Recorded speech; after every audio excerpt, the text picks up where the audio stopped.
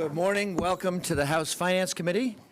We're having an informational hearing today on the Working Pennsylvanians Tax Credit, and we wanted to invite several folks to testify and get some information on this topic. I want to start by having our senior committee legislative assistant call the roll, and I know several people are on Teams, some are in person, and some are coming soon because they're over at the appropriations meeting.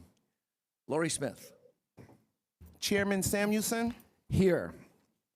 Rep. Abney. We'll be on leave. Sapita Freites. Here. Fleming. On leave. Gallagher. On leave. Haddock.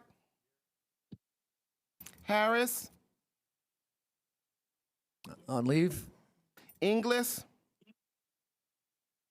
On leave. Krajewski. On leave. Rab.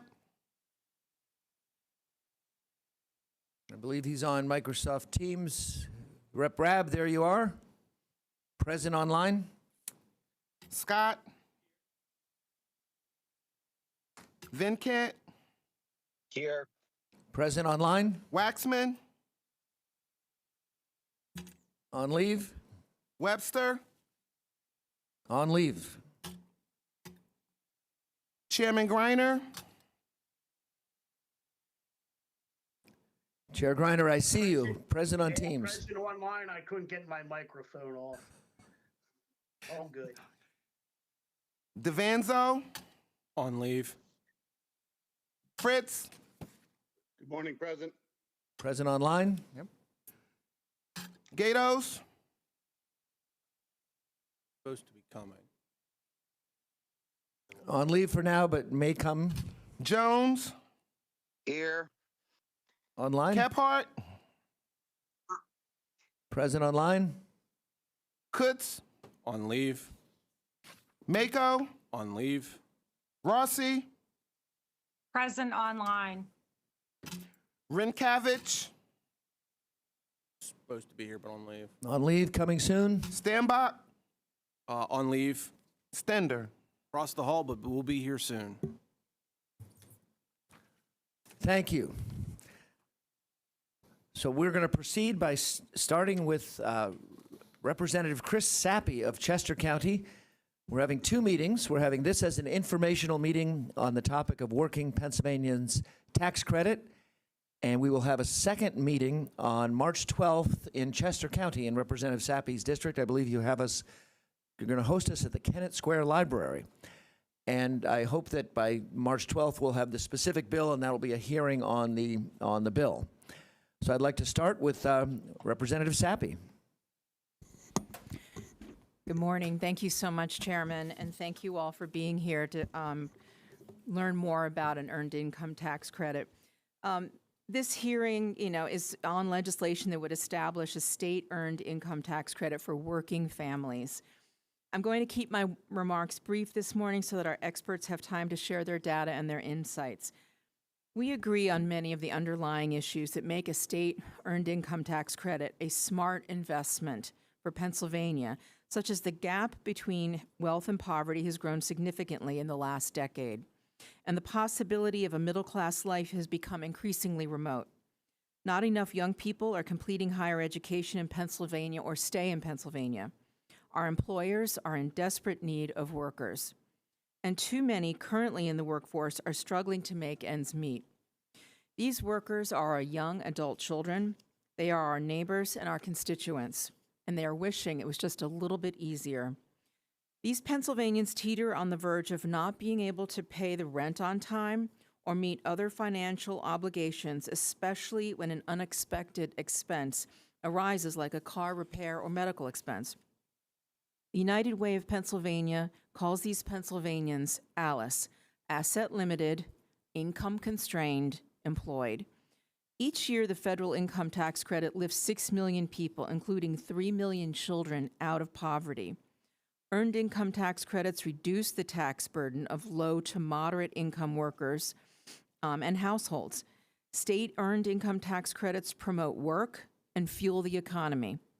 They increase workforce participation and encourage low-wage workers to get additional education or training to boost their employability and earning power. And they help to low to moderate income earners keep more of their wages. A Pennsylvania earned income tax credit would help ALICE households on their path to financial stability. Today, 33 states offer a credit against state income taxes. Pennsylvania workers and employers need us to join these 33 other states. We can support those who are doing everything right by establishing a state earned income tax. And I'd like to thank all of those that will be testifying today and providing more information on an earned income tax credit. So thank you very much. Thank you, Representative Sappi. I'd also now like to call on Kristen Rotz, the president of United Way of Pennsylvania, to testify. I know this has been a priority of the United Way of Pennsylvania last session and this session. And then we'll open it up to questions, and then we have more testifiers. I do want to announce that Representative Inglis has joined us online.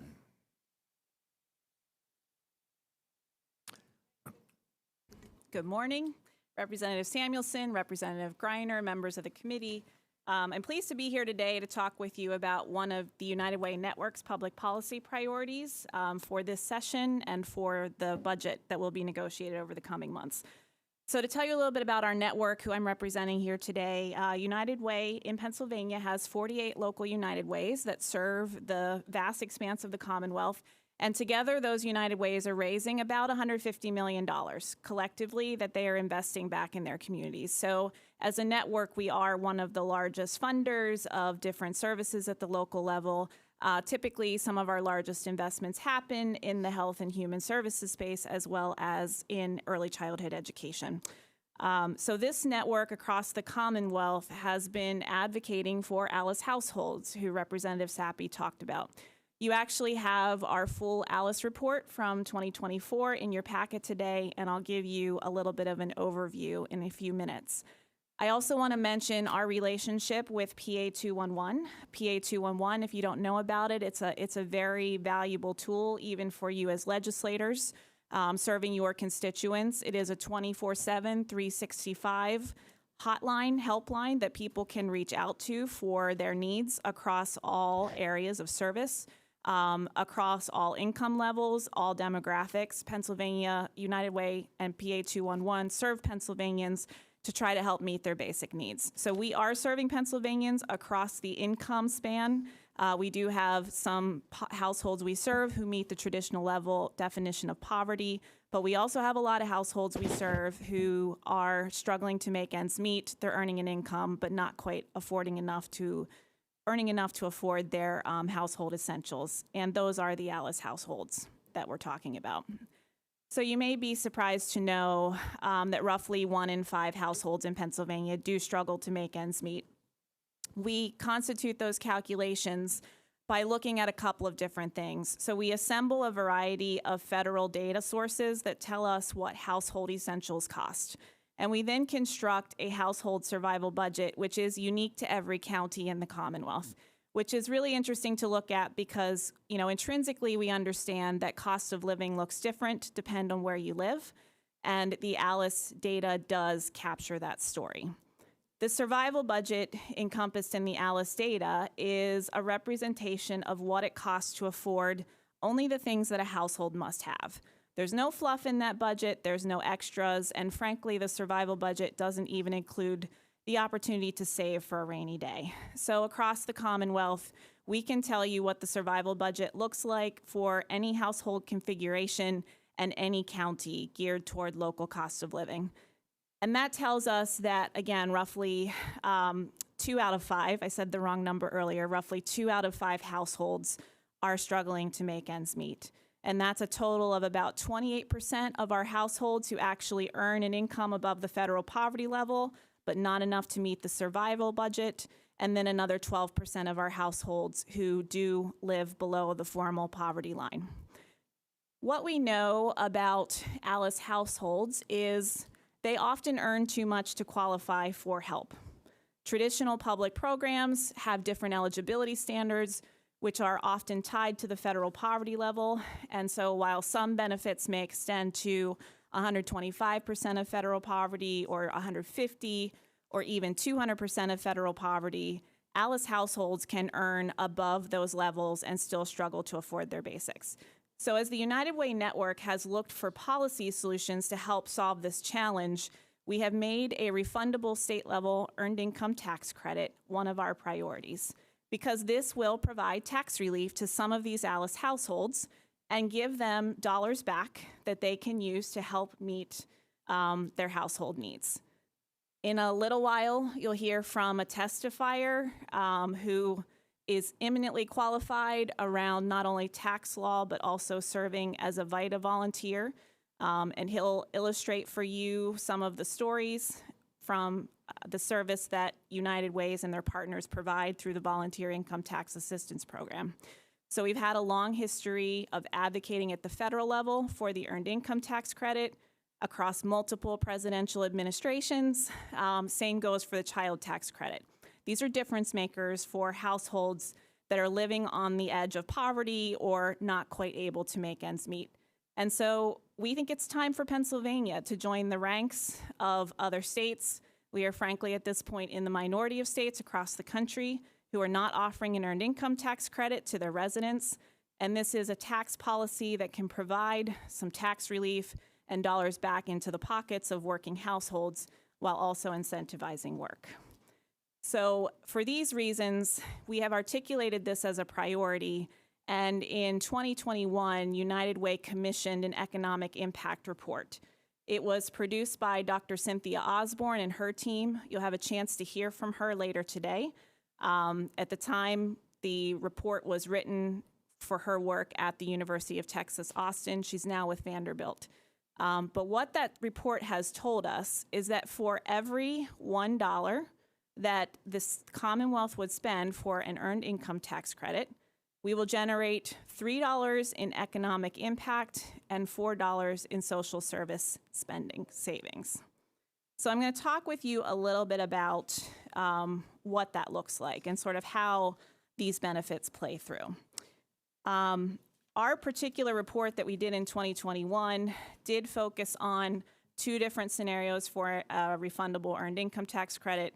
One, we evaluated at what it would look like at 10% of the federal EITC, and then we also evaluated what it would look like at 25% of the federal EITC. So just for a point of reference, if we look at tax year 2023, we had about 802,000 tax filing households in Pennsylvania who claimed the earned income tax credit. The average benefit of that tax credit in 2023 was $2,600. From there, you can get to a very rough, not very precise, but a very, very rough understanding of what a benefit of a state EITC would be as a percent of the federal benefit. But these things do vary by household configurations. Number of children is definitely a big factor that impacts how an EITC benefits a household. The social services spending reductions come through a few different things. So there's a whole body of research that documents that state and federal earned income tax credits combined work together to reduce childhood poverty rates. They also actually have documented benefits for maternal health outcomes, for reducing low birth weights in babies, and then those things have another domino effect of reducing costs for special education. These earned income tax credits also reduce food insecurity.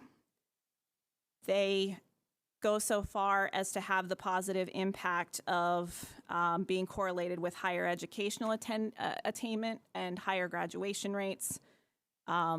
States that have EITCs also have increased rates of children being insured. And then we also see reductions in violent crime in states that have earned income tax credits, as well as a reduction in the number of adult suicide rates overall. And all of this really is stemming from providing some flexible return for households for money that they have earned that no longer goes to taxes and is able to be deployed for the household specific needs.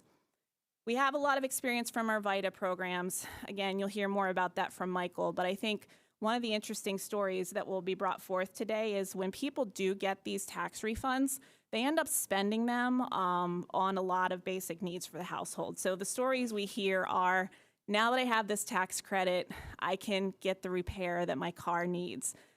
In some cases, people are paying off debts that they may have acquired through the course of the calendar year because they didn't have the cash on hand to deal with the emergency. So maybe they charged something to their credit card to be able to handle the emergency, and their tax refund gives them the opportunity to pay that back. It often gets invested in the local economy. Tax credit refunds get taken to the grocery store to provide more food for the family. Sometimes they get used to pay medical expenses. And on occasion, for families who have had a pretty good year, the tax refunds can be used for longer-term goals like savings or securing education that helps advance their careers. So that's where we get to the economic growth factor of the Earned Income Tax Credit.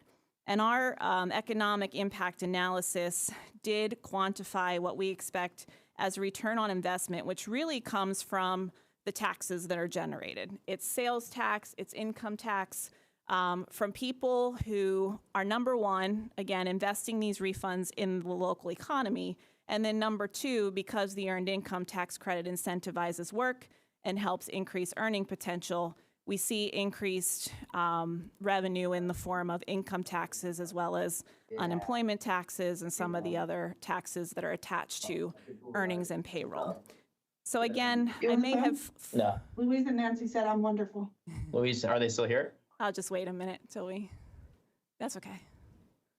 Good to go. Okay.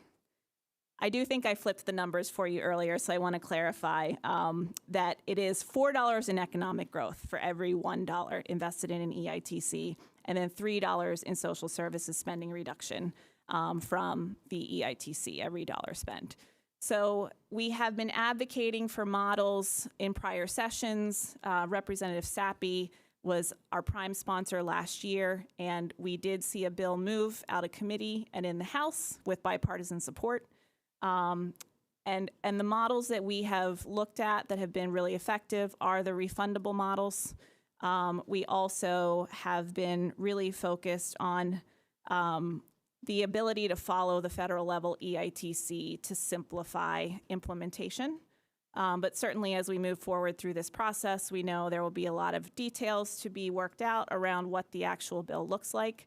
And so we'll look forward to being part of that discussion and hoping that we can work together to finally achieve a refundable Earned Income Tax Credit for Pennsylvania. So I think that's... Thank you, Kristen Rotz, for your testimony. Appreciate the overview, and I appreciate the advocacy of United Way of Pennsylvania. I do want to have a few questions now. We have another testifier who I want to have go at 11:30, so I have about 5 minutes for questions. I do want to point out that in our packets, we do have the Alice report from last September that United Way gave us. I note on page 3, you have a detailed budget for those families, and as you said, about 41% of all families in Pennsylvania are either below the poverty level or in the Alice category where they're struggling to make ends meet. I also took a look at this chart and I noticed you have a breakdown between 2021 and 2022. The number of benefits went down because, of course, the federal stimulus payments were in 2020 and 2021. They were not there in 2022. So that family struggling with higher costs is actually seeing lower available benefits available to them. And the other factor that played in between 21 and 22 is some of the expanded tax credits that were in place immediately following the pandemic. They did expire. So that really hit, I think, particularly hard on the child tax credit, but that is part of the benefit that decreased for the household. The federal child tax credit went up to $3,000, $3,600 came back down to $2,000, and that impacted families all across the United States. Yes. And Pennsylvania. I do want to call on, I have two members who have questions, Representative Scott and Representative Haddock. Chair Greiner, if you have a question, feel free to jump in anytime. Representative Scott. Thank you so much, Mr. Chairman, and I want to say Thank you for your testimony this morning. My name is Greg Scott. I'm from Montgomery County. I represent the communities of Norristown, Conshohocken, and Plymouth. So obviously this is incredibly important considering the demographic of the community that I was born, raised my family in.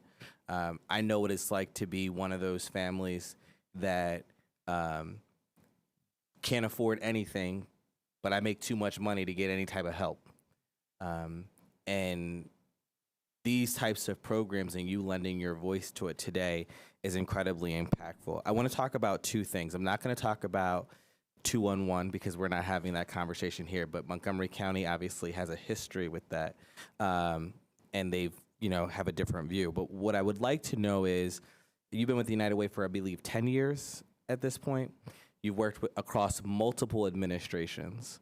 Can you talk about the state of where we're at right now and the lack of clarity from a federal perspective and how this could impact and how it's impacting your families? The second thing I want to talk about is the other costs. And your report is really, the ALICE report, really helpful.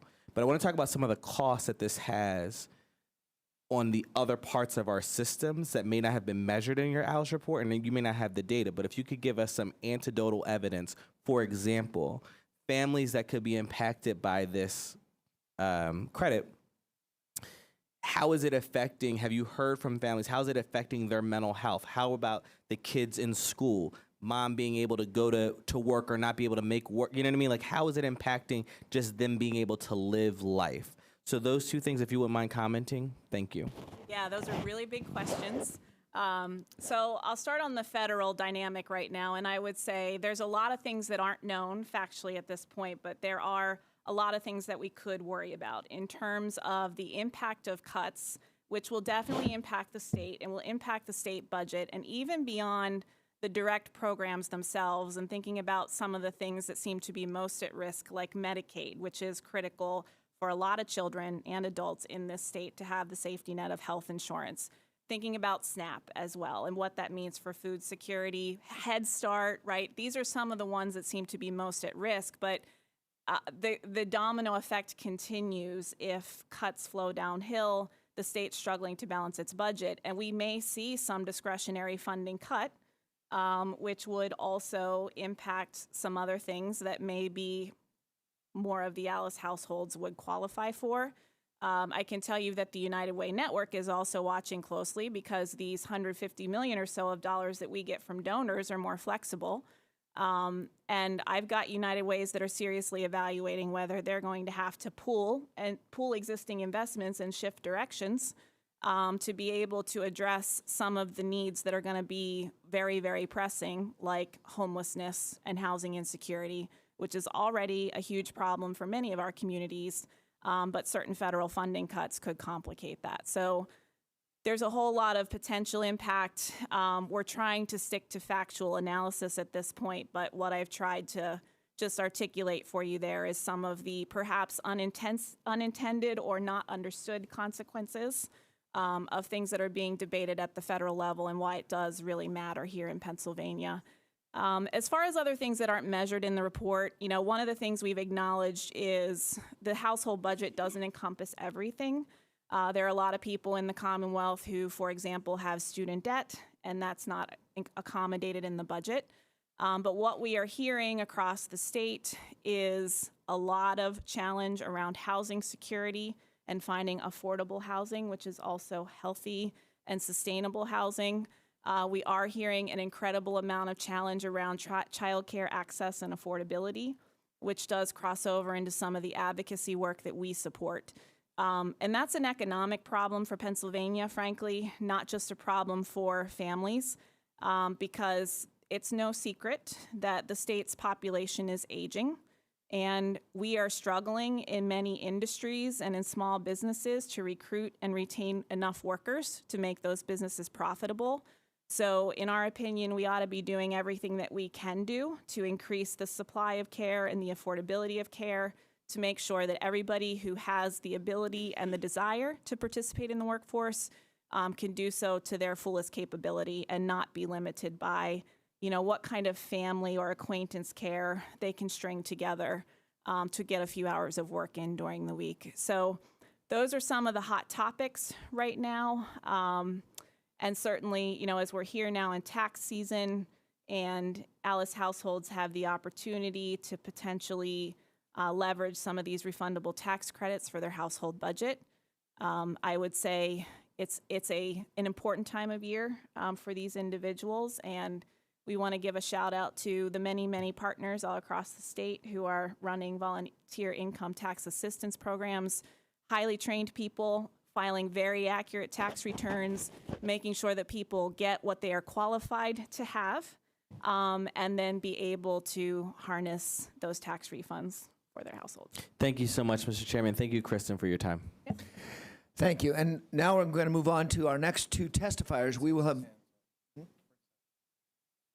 Representative Fritz. Let me call on you right now, then we're going to move on to our next two testifiers. I'll have more opportunities at the end for questions. Representative Fritz. Thank you, Mr. Chairman, for the opportunity. And I just want to back on a little bit of the theme and challenge that we saw with this bill last year. We've got the governor's budget proposal that's going to spend roughly $4.5 billion more than his office projects it will take in over the next fiscal year. And if I'm looking at a fiscal note here that's accurate, that this would add $600 million to that imbalance. And I'll just maintain the theme that we need a commensurate reduction in expenditures to balance out this increase in Commonwealth costs. Now, I'm 100% in favor of putting money back in the pocket of our Commonwealth folks, and at the same time, I'm also supportive of United Way. But there's a financial reality there that I'm having a hard time overlooking, and I just wanted to communicate that. Thank you. Thank you, Representative Fritz. And I know we had some numbers, some analysis in 2023 for the previous bill we had. We're going to be getting some numbers from the Department of Revenue in time for our next hearing on March 12th, talking about this specific proposal for 2025. I do want to note, I think Kristen mentioned, I think there was 802,000 people in Pennsylvania who already get the federal earned income tax credit. This, of course, is a program that goes back to the days of Richard Nixon. He was the president at the time the program was created, and it was dramatically expanded under President Ronald Reagan in 1986, 1987. I think President Ronald Reagan called it the best anti-poverty program ever created in the United States of America. And I think part of that is because it helps lift people out of poverty, but also the folks, as Kristen had testified, the folks who are receiving an earned income tax credit try to spend the money, have to spend the money on some daily living expenses. It goes right back into the economy. I have two other testifiers now. I'm going to give plenty of time at the end for lots of questions from members. I do want to note that in your packets and also electronically to the folks who are online, we did have the Alice report from September 2024. I'm sorry, from the spring of 2024, that's in your packet. And also we have a report from the Institute on Taxation and Economic Policy on the topic of earned income tax credit, and it does have a chart about 2/3 of the states on top of that federal earned income tax credit. 2/3 of the states have a state level earned income tax credit. Red states, blue states, purple states, and the chart with all of the states is right in there in that second report from ITEP. Thank you. Let me call on our next two testifiers, then we'll have another chance for questions. I have Ann Sanders, who's the Director of Public Benefits and Policy Programs for Just Harvest. And I also have Priyanka Reyes Cora, who's the K-12 Policy Director for Children's First. Let me start with Ann. I'm sorry, could we also flip that? Let me start with Priyanka. I think you have a time commitment. Thank you so much. I appreciate the opportunity to speak here today. Thank you to Representative Samuelson and Representative Greiner and the rest of the committee.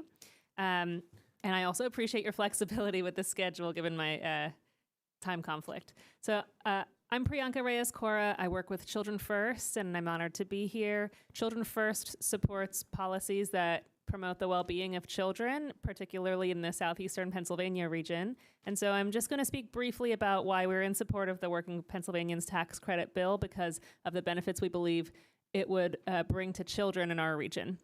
Of course, those things also apply statewide. So the reason that we really support this idea is because in all of our research around children's well-being, we focus on a wide range of issues. We cover children's health, early childhood education, K through 12 education, and juvenile justice and child welfare. In all of our research, we find that family poverty is really the strongest barrier to success in those fields. And so every couple of years, Children First puts out a new report for each of the counties in our region. That's Bucks, Chester, Delaware, Montgomery, and Philadelphia counties. And we'll make sure that the representatives on this committee who serve those counties receive the report in the next week or so. So we just put out our last report, and it's a 10-year look back of children's well-being in our region. And we are very grateful to the United Way for developing the ALICE measure because that really helps us understand the state of families in our region. So we use ALICE to measure how families are doing, and we find we have to do this. We can't just look at health, education, et cetera. We really do find that poverty measurements are impacting all of those different outcomes. In particular, I just want to point to, even though some of these suburban counties in the Southeast might be considered wealthier, even so, more than 1 in 4 families in each of those counties is still below the ALICE threshold. And that means that families in our region are really making terrible decisions, having to make terrible decisions, such as whether they're going to pay rent or pay for their child's medicine one week. And so anti-poverty measures such as this earned income tax credit could really make a huge difference to the families in our region. Just want to also point to a few numbers. In our region alone in the Southeast, there are over 330,000 children who are living in families that are below that ALICE threshold. That's larger than the entire population of Pittsburgh. And we feel that the refundable tax credit that is being proposed here would make a real difference to those children. I just want to also briefly zoom in on Chester County, where 29% of families are below the ALICE threshold, and that includes 23% who are below the ALICE threshold but above the federal poverty level. Those are really families who could see real differences, and the children in those families would have a meaningful difference in their lives through this tax credit. And so in conclusion, we think that a refundable tax credit would be of huge benefit to the children in particular and to the families in our region. Thank you.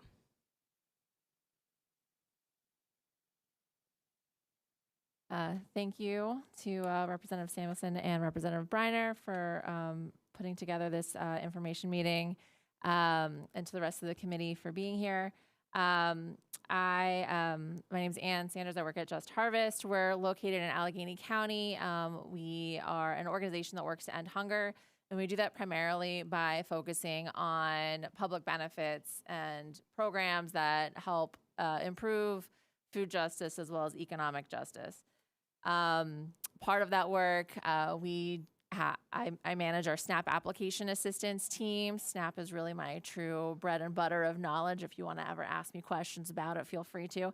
And we also work with farmers markets, so folks can use their benefits at farmers markets to buy fresh, healthy, locally grown produce. We also work with corner stores in neighborhoods where there's not access to a grocery store to improve access to healthy food. And one of our largest programs is our VITA program. So one of my favorite things that people ask me is, what in the world does taxes have to do with ending hunger? And the answer is the earned income tax credit and the child tax credit. Those refundable credits do so much to support working families in our region. They really do alleviate hunger and help folks meet their basic needs, as Kristen was talking about earlier. Just Harvest, we partner with the local United Way of Southwestern Pennsylvania, and operate 4 tax sites within the county and provide support to around 14 other organizations that also provide volunteer tax assistance. So far this year, we have done more than 900 returns just at our 4 tax sites with the help of 130 amazing VITA volunteers. Of those households, almost half of them are eligible for the Earned Income Tax Credit. So you can just see the scope of which this is impacting families in our region. And as Representative Samuelson mentioned earlier, Ronald Reagan was right about it being one of the most powerful anti-poverty programs in the country. It really helps people meet their basic needs, and it does this in 3 key ways, I think.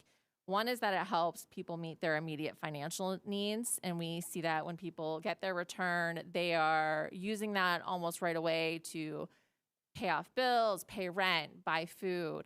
In the months where returns are given to folks, there are studies that show people are buying, the purchases of fresh fruits and vegetables go up, purchases of meat, things like that. So we know that this is helping folks access food that they normally wouldn't buy during other parts of the year. We also know that it helps with reducing benefit cliffs. So SNAP, for example, there's a maximum amount and then it kind of starts to taper off. And when you're on that taper off as you're earning more money, for every dollar that you earn, you can lose 40 cents of SNAP benefits if nothing else changes. So that's can be and if you take that into account with, concerns about whether or not you might lose your medical assistance, or maybe you'll need to start paying in for CHIP or other things like that, it really does sort of frighten people that they're not actually, that even though they're earning more money, they might not be able to make ends meet. And so the Earned Income Tax Credit really does help sort of buffer that benefits cliff. And in addition to that, we also know that it helps build up personal savings and assets to create financial stability, at least in the short run, so that people do have money to cover an emergency, or if they need their car fixed, things like that, so they have access to transportation. And in our region, transportation is one of the key barriers that folks have to getting and maintaining employment, that and childcare. So we know that the Earned Income Tax Credit is incredibly powerful for folks in our region. And even for folks who maybe don't qualify for SNAP benefits, it's helpful also. We know that about half of the people in our county who experience food insecurity don't qualify for SNAP benefits. Their incomes are too high, so they are above that cutoff. But this extra financial support would be incredibly powerful for those folks as well. Thank you. I'm going to offer another opportunity for questions. I have one myself. Thank you very much for everything you're doing. And with the tax preparation out in Allegheny County, I see you're helping 900 families fill out their tax returns, and about half of them, almost half of them, qualify for EITC. And that's just so far this year. So far, that's right. It's only February 26th. Yeah. You'll be doing thousands. I think you said that some of the families you help qualify, some of the families who qualify for SNAP, and some who don't qualify for SNAP can still get the federal EITC. Yeah, the EITC taper off kind of it's less steep than it is for SNAP, so it can help families who are earning more money but they wouldn't qualify for SNAP necessarily.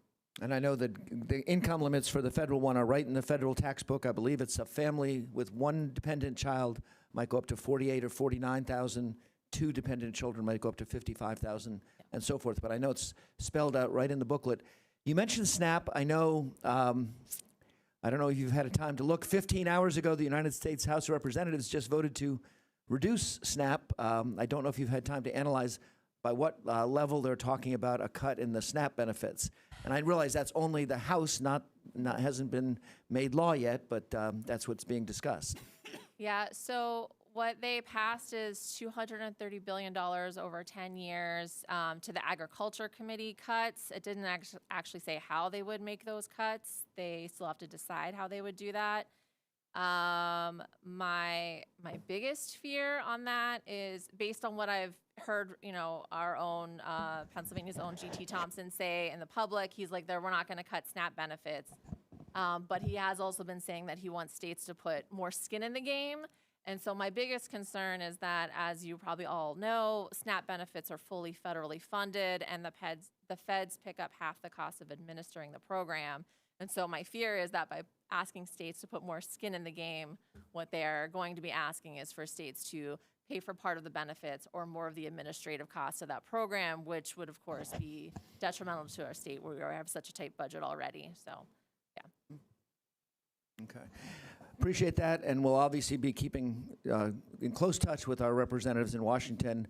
I know that during the pandemic, some of the SNAP benefits went up temporarily and then came back down. And I had constituents in my office very concerned when they came back down to the base level.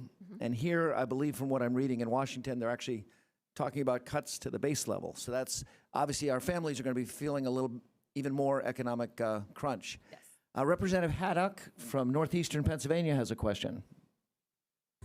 Again, following up with our concerns on the federal side, and I know there seems to be we're all in agreement that there was something in there for the ag department with the cuts, but with the actual federal EITC credit, do we know if that was addressed yet on the federal level in any way, shape, or form?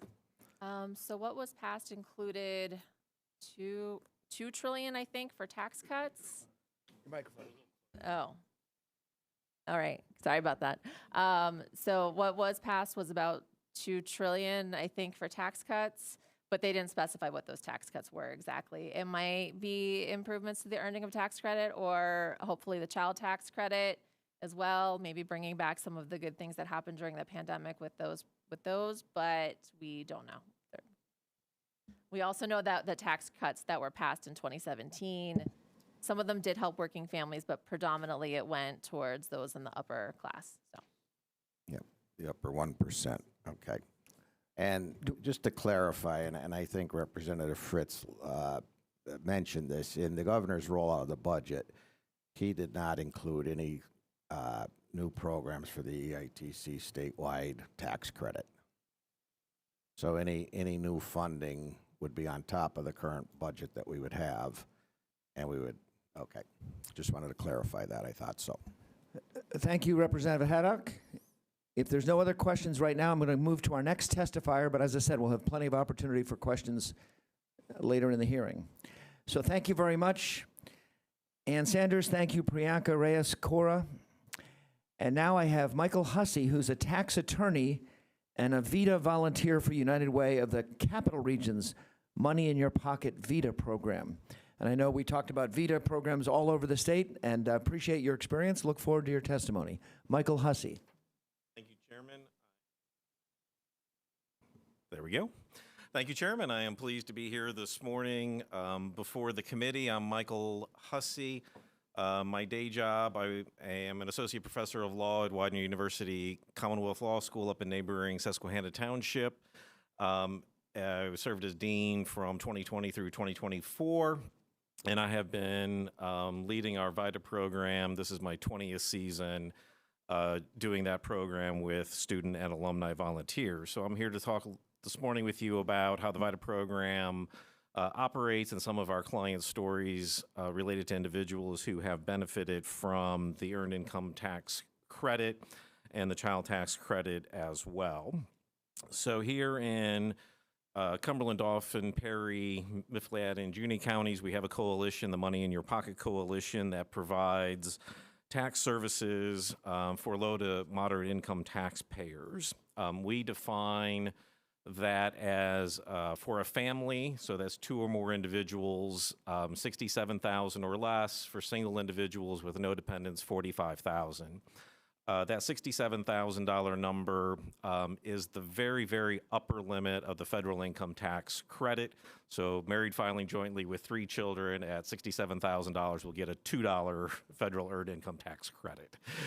So our program encompasses anyone who theoretically and legally, I suppose, could qualify for the Earned Income Tax Credit. So part of the program is to prepare returns so that individuals who do qualify are entitled to it. Part of it is to save them the tax preparation fees as well. That's money that goes back into the community. In the 21 years of the coalition, we have done somewhere around 74,000 returns, and on a very conservative estimate, that's about $15 million in tax preparation fees that we've saved our individuals. It's not uncommon to see clients come in who went to one of the tax preparation services the year before and paid to have their returns done and have spent anywhere from $300 to $400 having a return prepared that we do for them free in an hour and 15 minutes or so. In our coalition at our sites, we do 4,000 to 4,200 returns in a year. We average between 4 and 4.5 million in refunds going back into the community.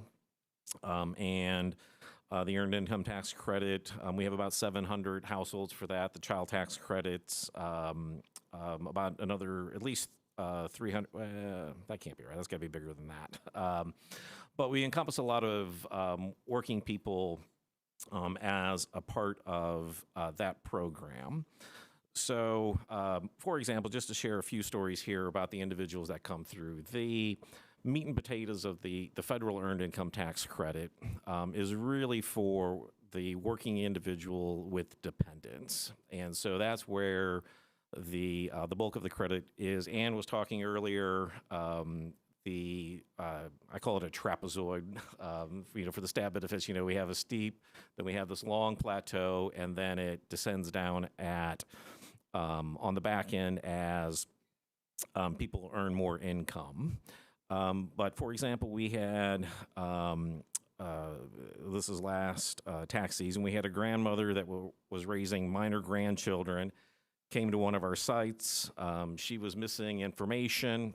And then she had vehicle issues in between. She had an annual income of $20,500. So one of our volunteers was so gracious as to actually go over to her house to get the information, to finish the return and have her sign it so that it could be filed.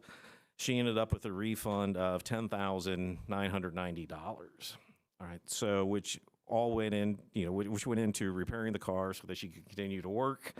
And raise the grandchildren that she was not expecting at that point to be raising. Another client from this year came in, a single woman raising a son and 2 grandchildren. The annual income is $21,060. Because of the Earned Income Tax Credit, she's getting $7,830 in that, and the child tax credit as well. She's going to have an $11,213 refund coming to her, which she's going to be able to use for her basic needs. So this is, a 52-year-old woman raising a child and 2 grandchildren, who's going to be able to provide for them. And as you can see on these numbers in this example, both of these examples, the individuals are far, far from the survivability budget. I mean, we're talking about individuals who are trying to make all ends meet on roughly $30,000 a year. And that is, an incredible stretch for 4 or 5 people to be living on that amount. Another client came in, single mother, 2 children, received a $6,600 Earned Income Tax Credit. Again, about an $11,000 refund on $24,000 of income. So 45% of her income is coming from the Earned Income Tax Credit and the Child Tax Credit. And there's plenty of, I don't have it with me today, but plenty of research out there about those who stay engaged in the workforce will make more over their time in the workforce as opposed to people who disengage from the workforce for a while and then try to get back in at a later point. So keeping individuals employed is not only good for them in the long term and their earning potential over the course of their life. It's good for their mental health. People take a lot of pride in our site when they come in about the fact that they work and what they're contributing. They're setting that example for their children and grandchildren. as well, related to the importance of being out there. And the earned income tax credit, you have to have earned income. So if there is no earned income, you're not going to get that credit. So by definition in it, people must work. There is concern out there as it relates to certainly improper payments, fraud, and abuse in that. The VITA programs are very strong in preventing that. The IRS provides training to all of our volunteers, ethics training, interview income intake training, and substantive tax law training. All the volunteers have to pass an IRS test on that. Every return prepared at a VITA site is prepared by the tax preparer. The client sits there one-on-one reviewing the intake sheet and putting the data, and then everything is quality reviewed again with the client. So 2 sets of eyes are on everything. The volunteers are trained to ask probing questions, and so get to the heart of the matter. One of the things that we spend a lot of time working with the volunteers on is determining who is a dependent for the earned income tax credit, as opposed to other items. A lot of confusion among clients is that that's not always the same. So, for example, being a head of household and claiming the earned income tax credit or dependent care benefits goes to the custodial parent. That's not something that can be transferred to the non-custodial parent, even if you can transfer the child tax credit or the education credits. So we spend a lot of time making sure that our volunteers are asking those questions and are working with the clients. The IRS gives us plenty of flexibility, as does our United Way here, that if if we think people are being evasive or not telling us the truth about what's going on, we fold their documents back up and we say, we can't help you.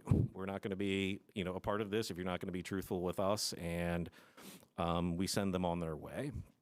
So, and again, we have great volunteers. We have this year 240 or so volunteers in our coalition here, and altogether we're operating probably about 20 sites spread throughout the 5 counties. We're always looking for volunteers in other sites, so happy to recruit. Chairman? Thank you. Appreciate your testimony. I'll open it up to questions at this point. I do have a couple myself. You said you have 240 volunteers. Where do your volunteers come from? Are they folks who've been CPAs or folks who've been tax preparers in the past? Generally not. So most of our volunteers are people who want to help. So they have an affinity to volunteer. We have a number of individuals who are retired. Here in Harrisburg over at Market Square Presbyterian Church, we run a site over there 2 days a week for 4 or 5 hours a day. Many of those folks are giving back in that capacity. We have just a number of other professionals that want to give back, and they work at other sites throughout. We do not, although we have some, CPAs and accountants scattered about, that is certainly not the bulk. Most of them are just folks that want to come. The IRS puts great training materials together for us, and so we work in person with them if they want. We do 2 full days of training, and then they do completing other exercises and trainings after that. We have a number of students at Widener Law School, Penn State Dickinson School of Law, Shippensburg, Messiah, are all involved in that with the student body as well. So if somebody wants to help, we will get them ramped up. And VITA is a nationwide program, am I correct? It is a nationwide program, the Volunteer Income Tax Assistance Program. It's administered through the Internal Revenue Service. Here we receive a grant from the Treasury Department to help with the administrative cost of that program.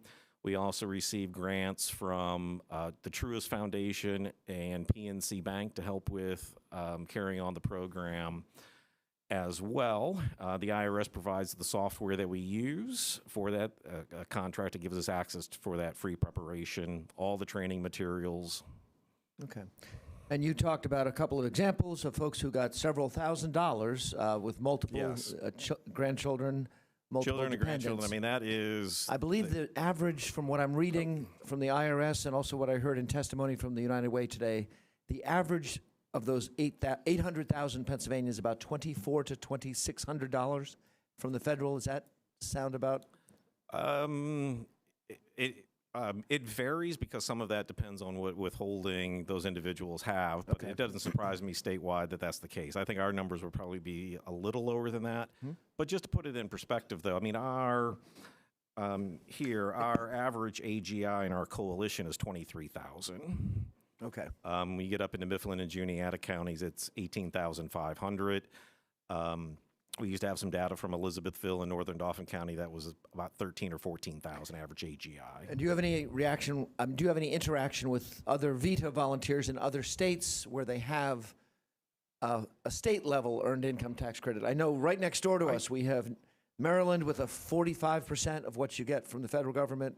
New Jersey, you get 40% of what you get from the federal government. New York, it's 30%. Do you have any interaction with those other VETA volunteers? What a difference that might make? Unfortunately, I have not, but I am going to reach out to those folks and find out. Okay. We have a question. I'm sorry. Yeah. We have a question from Representative Jones online. Mike Jones. Also, I forgot to announce that Representative Rin-Cavage is online as well. Representative Rin-Cavage is present online. But Representative Jones. Yeah, thank you, Chairman. This is some really good information. I appreciate the good work that United Way and others are doing. A bit more comment than question, but I do have one question to tie into this. So I thought some of the data earlier from one of the first presenters was very interesting, and this will ultimately be my question. I wanted to clarify that I heard it correctly. But it sounded like the bottom line here is when you lower taxes and you incentivize work, really good things happen. And if I understood, for every dollar of EITC, we got $4 of economic growth, and I thought I heard a $3 reduction in what I'm going to call social services. I want to come back to that and confirm that I heard that correctly. Yes, Ms. Ross testified to those numbers. Okay, and I want to circle back to that, but I do have to make a couple of comments here and something for the members to consider. Relative to federal income tax, just so everybody's clear, because there were a couple kind of sidebar comments, I'll call it, made there. This is 2022 data, which I think is the most recent. The top 1% of earners in the U.S. earn 22.5% of the adjusted gross income, but they paid 40.5% of the taxes. The bottom half earned about 11.5% of the adjusted gross income, and they pay only 3% in taxes. Those under $15,000 actually pay negative 15% tax. They get more back than they pay in. And most generally speaking, anybody under 35,000 in adjusted gross income pays no tax at all. So there's only so much the federal government can give. And the bottom line is, if you want to lower taxes and incentivize work and get money back in the economy and out of the hands of government, you have to give it to the people that are actually paying the taxes. Because Reagan also said government is too big and spends too much. And the one thing I'd like to throw out here, it's ironic to me that the estimated cost of this program is around $600 million, as Representative Fritz pointed out. I'd just like to note, and I did something similar in Aging Committee a couple of weeks ago, we give that $600 million is just a little less than what we give to 3 non-preferred universities, even though we fully fund state universities that we do own that haven't increased tuition in the last 7, now going on 8 years. Yet we're giving over $600 million to 3 basically private institutions, Pitt, Penn State, and Temple, that have over $11 billion in combined endowments. I would suggest we're much better off doing something like this and putting the money into the hands of the working poor and let them decide how they want to spend it. But with that said, I just want to say I do really love the idea. I love incentivizing and rewarding work. And I think, and I apologize to the last speaker, I don't have your name in front of me, but you made a great point that I think bears repeating, because I had just written it down right before you said it. Not only does this put more much needed money in the pocket of the lower income workers, and again, these are people working, but it keeps them in the workforce. Yes. And that allows them to continue to grow their own. If they're sitting at home on the couch, they're not doing anything to better themselves. I'm not saying that my point is they're not bettering themselves professionally. If they stay in the workforce, we not only get the benefits of them paying taxes and spending that money, but it keeps them progressing in their career. And to the comment made very early on in the presentation, which was another very important point, it keeps our tax-paying, job-producing businesses in Pennsylvania, because the biggest reason, one of the biggest reasons, other than our terrible regulatory system, that they are leaving Pennsylvania and that we are aging, as someone else pointed out, is because they can't find workers. So we need to do everything we can to keep people in the workforce. It'll probably pay for itself many times over. So I do think it's critically important. I'm a huge dyed-in-the-wool capitalist, as they say. It's not a perfect system, but it's the best thing going. But the one thing that has always troubled me is the term "working poor." That should not exist. We need to, as I said, lower taxes, incentivize work, and good things happen. But with all that said, and I appreciate you humoring me, how is it can you elaborate how putting $1 back into the hands of the pockets of these folks that are our workforce here? How do you get a 4-to-1 benefit on economy and a 3-to-1 reduction in social services? And if you're getting a 3-to-1 reduction in social services, how is that not a net loss for the recipients? I think our next. Okay. I think our next. Why don't I do that? Appreciate the question, Representative Jones. I know our next speaker, who's online right now, is the professor from Vanderbilt University, who's looked at the the earned income tax credit all around the United States, and so I think I might go to her testimony and then pose your question about the 4-to-1 benefit and the 3-to-1 reduction in social services costs. So thank you. So I'm going to hold that question for our next testifier. Thank you, Michael Hussey. Thank you, Chairman. And appreciate your work with VITA. Our next testifier visited us in 2023 here in Pennsylvania at one of our United Way meetings, and also came around the Capitol, and I had a chance to meet Dr. Osborne. So it's Dr. Cynthia Osborne, who's a professor of early childhood education, and she's executive director of the Prenatal to 3 Policy Impact Center at Vanderbilt University. I know you had another commitment just now, but you're joining us online. We appreciate you being here, and we look forward to your testimony, Dr. Osborne. Well, thank you so much for inviting me to participate in this important discussion. I'm so excited that you're considering an earned income tax credit for families in Pennsylvania. I just wanted to clarify a couple of things. I come here to talk about earned income tax credits, not to try to sway you one way or the other. I'm not an advocate, I'm an academic. But what I do is spend time investigating what the most effective policies are that support families with young children, and look at the most rigorous evidence that's available to us to understand whether there's a causal impact on introducing these sorts of policies and making them available for families and improved outcomes. And we also look across the country to see what states are doing and how they're implementing them and how they vary quite a bit. So I wanted to do 3 things. One, to just tell you what the research says about earned income tax credits and why they're the most pro-work policy that we actually have.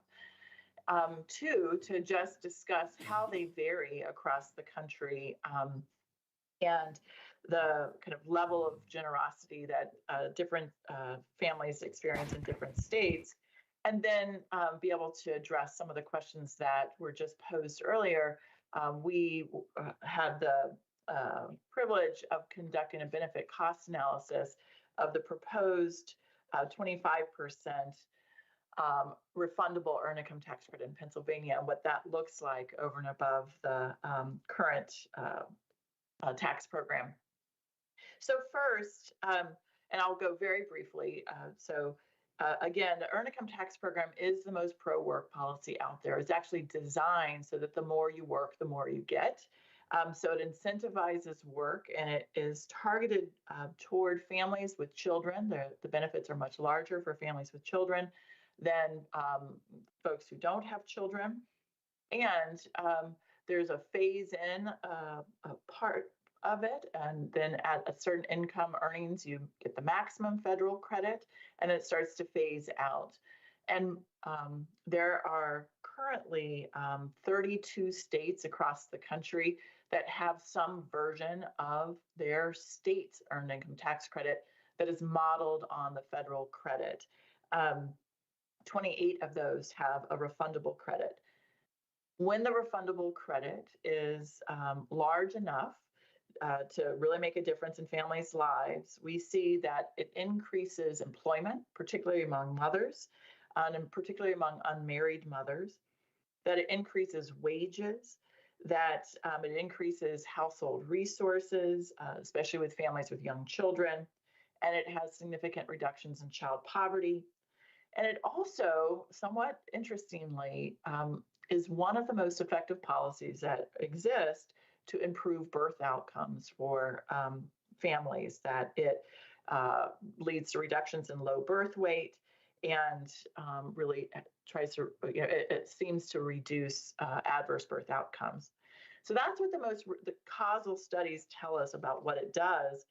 But across the country, like I said, although there are 32 states that have some version of a earned income tax credit, there are 23 states that have one that's 10% refundable or more. And there are about 10 states that have one that is 25% refundable or more. And the generosity ranges from the District of Columbia, it is 70% of the federal credit, going up to 100% this year. In other states, it's 50%, down to credits that are non-refundable and kind of nominal. Okay, so a lot of variation across the country. So a 25% credit in Pennsylvania we looked at. And what we did, again, was go back to what the research says it impacts, and looked at increases in earnings and what that would mean for increases in income tax, as well as spending for sales tax, reductions in poverty, and so forth. And what we found is that of all the families that would choose the if they had a choice between the existing tax program and the earned income tax credit, there are approximately 874,000 families that would benefit from the 25% refundable credit. It would be approximately $600 benefit per household on average, but that would range based on the number of children you have and the level of work effort. For the cost, that we found that the total benefits outweigh the cost by 3 to 1. And that's when we put in the whole enchilada. But we also broke it down to really understand what the savings and cost avoidance would be for the Commonwealth year in, year out. And the benefits to the Commonwealth each year are about $965 million a year. And that is directly in increases in personal income tax because people are working more, increases in sales tax, payroll tax, unemployment insurance tax, all of that is coming in, as well as cost avoidance and reductions in public assistance spending. And with the earned income tax credit, the nice thing about it is that the credit itself does not count against a family's income to make them eligible for public assistance. What's happening is that they're earning more, and therefore they're less reliant on public assistance. That overall, it's a net gain for them. In kind of broader costs to society that we see, and these are very conservative estimates, there's reductions because of low birth weight in costs for hospitals and special education and foster care, reductions in children's health coverage and public safety. but those are not really something that we are, those are a little harder to measure. They're very important costs, but the ones that we really want to pay attention to are those that you'll see year in, year out in taxes and reductions in spending. So I'm going to stop there to open it up for questions that you might have. I'm happy to answer any or provide any more information that I can.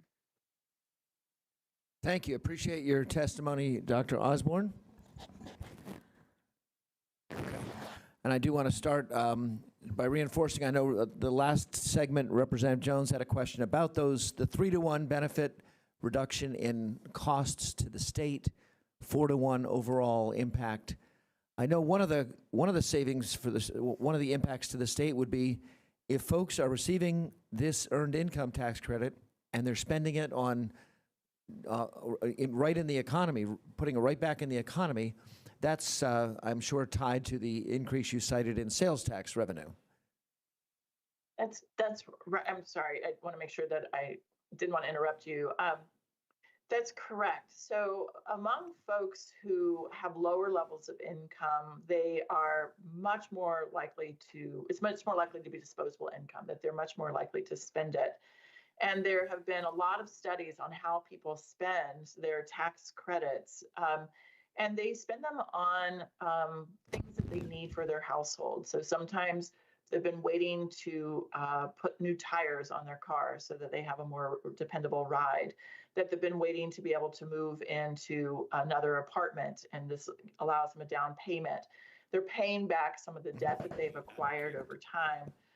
They are buying goods for their kids, electronic equipment that they have needed but haven't been able to afford. So this is, they spend nearly all of it or use it to pay down debt toward items that really are essential for their family. It's what the research says.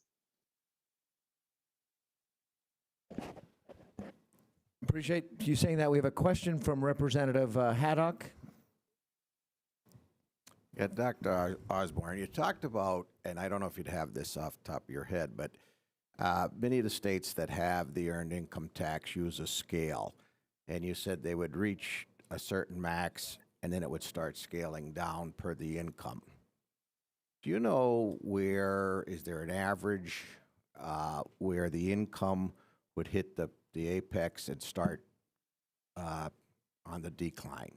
What would be an average salary in some of these states that offer this credit? Well, thank you for that question. And I'm happy to also submit to you what the shape of the earned income tax credit is so that you can actually, have the exact numbers. So pardon my estimates here. So the state credits are all a percentage of the federal credit. So I'm going to describe what the federal credit looks like, and then we can interpolate that for the states. So the way that it works is that if you work around $12,000 a year, that if you start to earn $12,000 to $15,000 a year, that is when, for one child, you reach that kind of maximum credit. And the maximum credit for one child is around $4,000. And that kind of, it's a parabola shape. It stays constant until you're around $50,000 a year. And then it starts to phase out until you get to around $65,000 a year. And so of that $4,000 of that maximum credit, let's say for one child, if a state has a 25% state EITC, they would take that when the family would file their taxes and file their state taxes, they would report what they got for the federal EITC, and then they would get 25% of that, or approximately in that case, $1,000. But that kind of maximum benefit is for families around the minimum wage, which is around $15,000 a year, at the federal level, up to around $50,000. And then a follow-up. So on average, and I know you're just throwing out a figure here, so let's say you said 65 is the max, and then the Fed cuts that income level off. If you're making over 65, are you totally out of the earned income tax credit, or do you still get some benefit, or 65 is the actual cutoff in the federal level? So I believe that's the way it works, right? At 65. That is the way. I'm sorry. Go ahead. Yes, for the earned income tax credit at that level, you at 65, you are more eligible for the full child tax credit. So you have more of the other tax credits that are coming back to you. But the earned income tax credit itself is phased out. If you have 3 children, that income is higher. You know, it's proportionate to the number of children. The maximum is for 3 dependents. But that's right. Above that level, there are other tax credits that those individuals are more likely to be eligible for. But the earned income tax credit does phase. Okay, thank you. Thank you. And I know we have a chart that shows all of the states that have it. I did mention before, it's red states, it's blue states, Nebraska, Kansas, Oklahoma, Louisiana, Wisconsin, Michigan. I guess I could call red states now, Indiana. I know you mentioned the level varies. There are some places like the District of Columbia that is 70%. But I did note that some of our neighbors, I think Maryland has 45% and New Jersey has 40%. I think Michigan just raised theirs to 30% just last year in their budget. Our co-sponsor memo, Representative Sappi has a co-sponsor memo seeking a 30% refundable tax credit. But the bill has not yet been introduced. We're going to have a hearing on the actual bill in March. What you're citing is correct, that all of those states, New Jersey and Michigan, they are all at 40 or 30. Mm-hmm. But that this is this is one of the most bipartisan policies that we are seeing. This and child tax credits across the country. The earned income tax credit at the federal level was started in 1974 under President Ford, and has been expanded at the federal level for every president but one since then. So this is certainly a bipartisan, or expanded or enhanced in some way by every administration since then. So something that everyone has considered. Gotcha. Appreciate. We're getting to the end of our hearing. The statistic was cited earlier that about 800,000 Pennsylvanians currently get the federal earned income tax credit. How many get the EITC nationwide? This is my trivia question of the day that I should know. I will get that back to you, but it's in the tens of millions. It's a very popular credit, and it's actually one of the most highly audited credits, so that they have fixed it so that, if you are eligible for it, you're very likely to get it now. If you're not eligible for it and you file incorrectly, you're not likely to receive the money. So it's something that they have worked out to make folks eligible, but it's tens of millions. Well, thank you. Thank you, Dr. Osborne, for your testimony. Appreciate having you as a resource that we can reach out to in the future. Our schedule for this, we're having a second hearing on March 12th. Our prime sponsor, Representative Chris Sappi from Chester County, is going to host us in Kennett Square, in her home district at the Kennett Square Library, to talk further about this. I appreciate all of the representatives. We had budget hearings going on in the Capitol today, but we have so many of our representatives either came in person or came online to participate. And without any other questions, if I don't see any other questions from our other representatives, I would adjourn this meeting and look forward to seeing everybody on Wednesday, March 12th.